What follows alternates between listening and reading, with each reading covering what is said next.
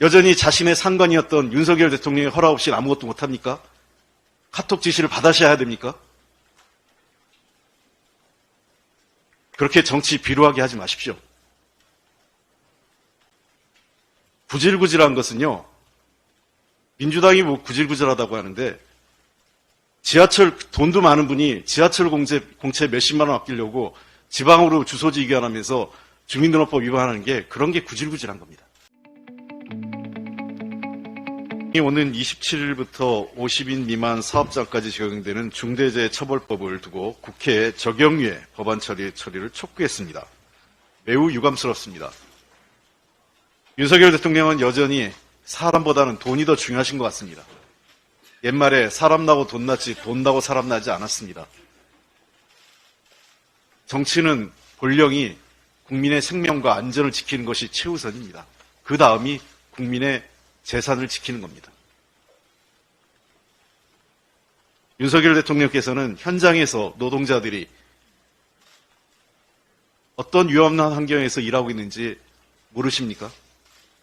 아침에 가족들과 인사하고 갔다가 돌아오지 못하는 가장, 아들, 남편 있습니다.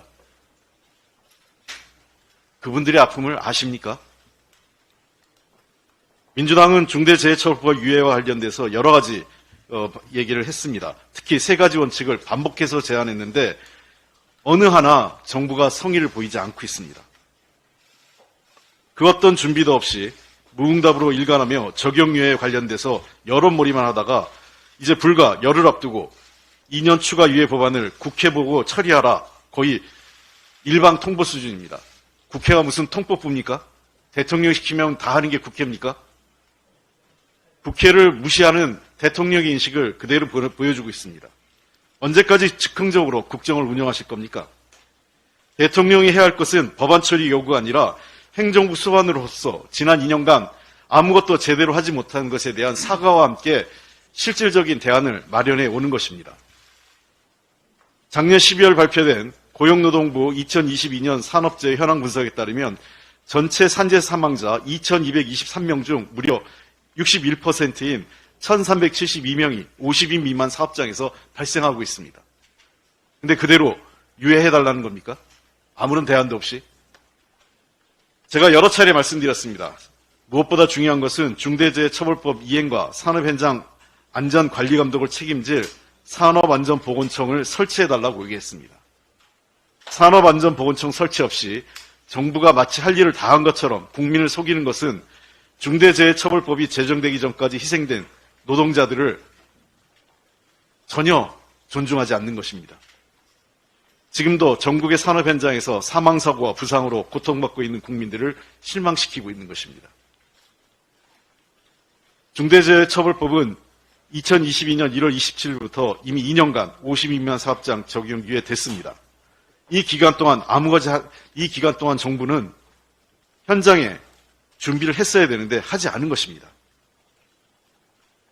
다시 한번 분명히 강조하겠습니다. 중대산업안전보건청 연내 설치와 관련된 구체적인 계획을 가지고 오십시오. 거기서부터 이 법을 유예할지 말지를 판단하겠습니다. 경제단체들에게도 말씀드리겠습니다. 야당에게 법안 통과를 부탁하지 마시고 정부에게 산업안전보건청 설치를 촉구해 주십시오. 그게 우선입니다.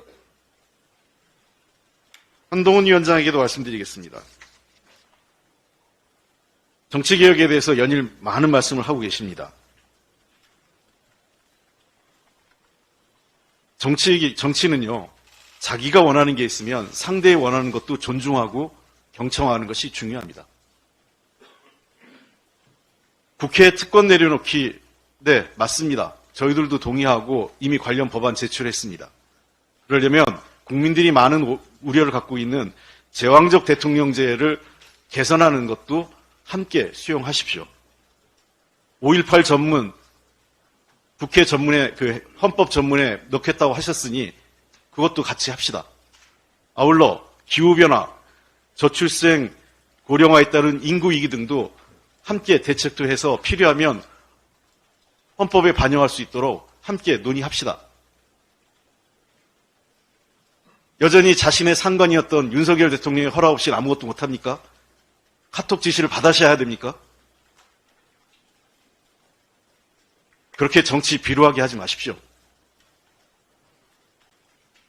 구질구질한 것은요, 민주당이 뭐 구질구질하다고 하는데, 지하철, 돈도 많은 분이 지하철 공채 몇십만 원 아끼려고 지방으로 주소지 이관하면서 주민등록법 위반하는 게 그런 게 구질구질한 겁니다. 한동훈 위원장님, 좀 잘하십시오. 이상입니다.